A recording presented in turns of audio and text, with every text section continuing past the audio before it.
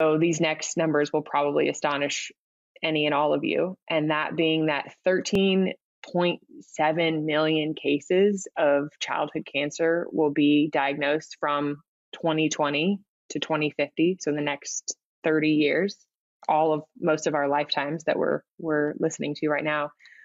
And the impact of that is that most of those will have some form of diagnosis and treatment. And by some, I mean around 45% of those. So around half will receive some sort of treatment.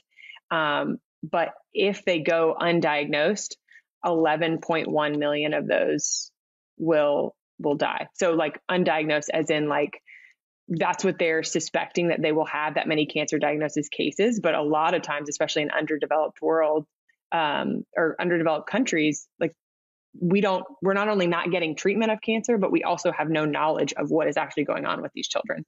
And so those were baffling to me. We That's usually crazy. are It's like a so huge number. focused on the here and now of us in the United States.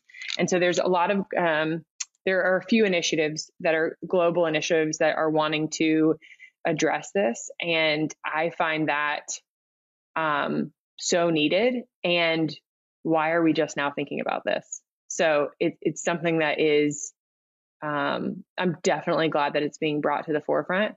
But going back to the US, currently right now, we have more than 500,000 childhood cancer survivors in our population. So 500,000 children, anywhere from 0 to 18 are cancer survivors, and likely they will only get older.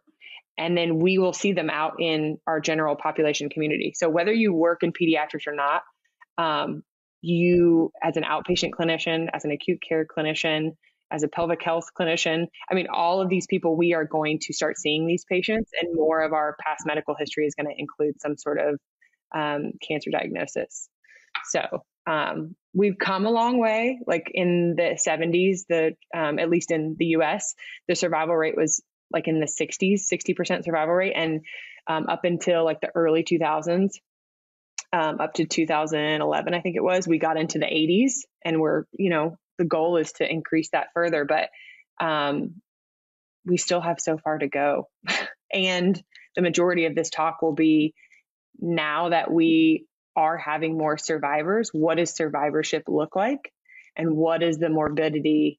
What does that look like for us as clinicians, and what are we seeing in our patients? So it's a lot.